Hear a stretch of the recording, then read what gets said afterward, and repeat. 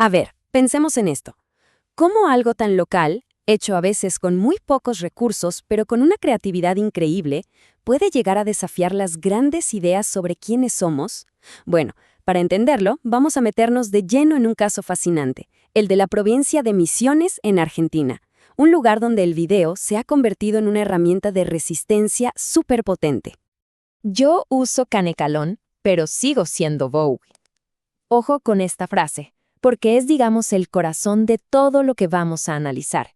Es irónica, es desafiante y sobre todo está cargadísima de significado. Claro, pero ¿qué significa realmente? ¿Qué nos está diciendo sobre la identidad, sobre la clase social, sobre cómo se hace arte desde la periferia? Para responder a todo esto, vamos a desmenuzar el material académico que analiza esta y otras obras. Este va a ser nuestro recorrido. Primero vamos a entender por qué el lugar, la frontera, es tan importante. Después vamos a ver dos obras con estrategias que son como el día y la noche. Analizaremos cómo la fiesta y el testimonio se vuelven actos políticos. Y al final vamos a reflexionar sobre el poder que hay detrás de contar estas historias. Bueno, arranquemos por el principio, el contexto. Y es que no estamos hablando de una gran capital cultural. Estamos en Misiones, una provincia argentina que está en una triple frontera con Brasil y Paraguay. Los académicos usan un concepto para esto, semiosfera de fronteras. Pero para que se entienda fácil, imaginen una especie de licuadora cultural. Un lugar donde el guaranú se mezcla con el portugués, donde lo rural choca con lo urbano y donde toda esa fricción constante genera una creatividad súper particular y acelerada. Es justo ahí, en ese caldo de cultivo, donde artistas y activistas locales están usando el audiovisual. ¿Para qué? Pues para contar sus propias versiones de la historia y para cuestionar las narrativas dominantes sobre el género, la clase y la identidad. Ahora, lo interesante es que no hay una sola receta para la resistencia. Y vamos a ver dos obras de Misiones que responden a este desafío con estrategias que son, de verdad, polos opuestos. Y acá en esta tabla se ve clarísimo ese contraste. Por un lado tenemos Barata, un videoclip que es pura fiesta, ironía, celebración como arma. Y por el otro, De Brujas, un documental serio, urgente, que usa el testimonio para construir memoria. Son, como decíamos, las dos caras de la misma moneda. Entonces, la gran pregunta es, ¿y esto cómo funciona en la práctica? O sea, ¿cómo logran su objetivo si son tan diferentes? Vamos a desglosarlas una por una. Arranquemos con Barata. En esencia, esta obra es la historia de cómo se puede agarrar un insulto y convertirlo en una corona, cómo transformar una crítica en un himno de pura celebración. Es que el origen lo es todo. Resulta que al artista drag Katy Solem la criticaron en un concurso por tener una estética de bajo presupuesto. Y en lugar de esconderse o de ofenderse, ella y su gente decidieron abrazar esa crítica y ponerla en el centro de su arte. Para analizar esto, la fuente académica usa un concepto que es genial: carnavalización. Pensemos en un carnaval.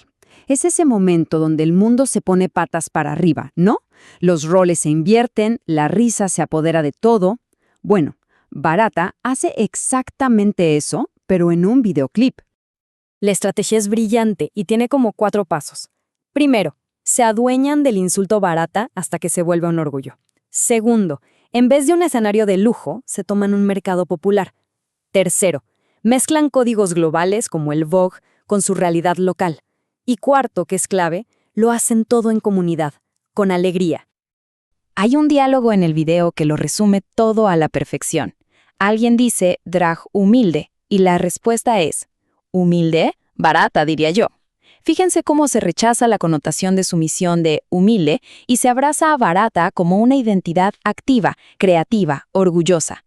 Una clase magistral de cómo darle la vuelta a las palabras.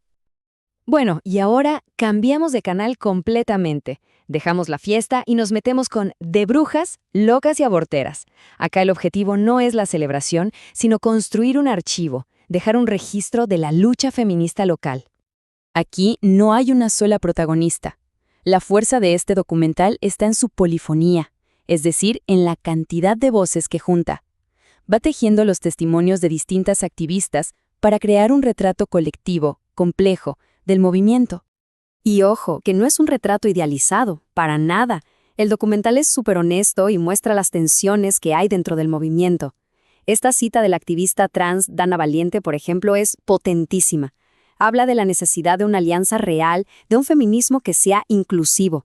Es el retrato de un movimiento vivo, en plena construcción.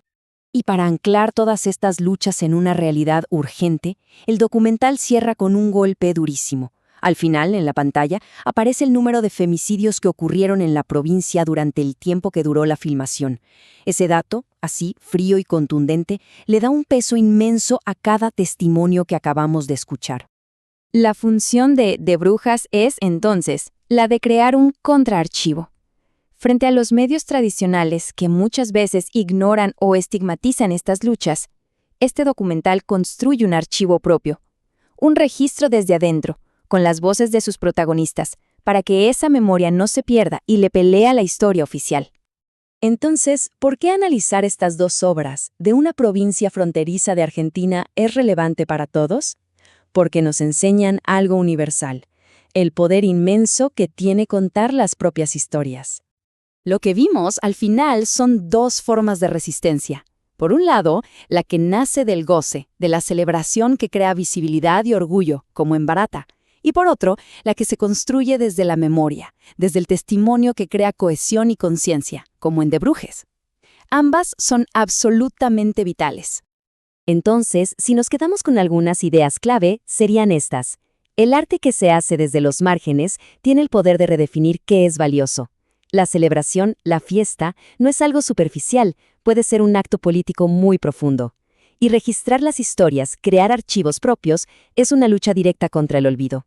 Se necesita tanto de la fiesta como de la memoria para transformar la cultura. Todo esto nos deja con una pregunta final, ¿no? Estas obras nacen en las fronteras de Misiones, pero al final todos vivimos en algún tipo de frontera, sea geográfica, social o personal. Y la pregunta que queda flotando es, ¿qué historias de nuestras propias fronteras, esas que nadie más está contando, necesitan ser escuchadas?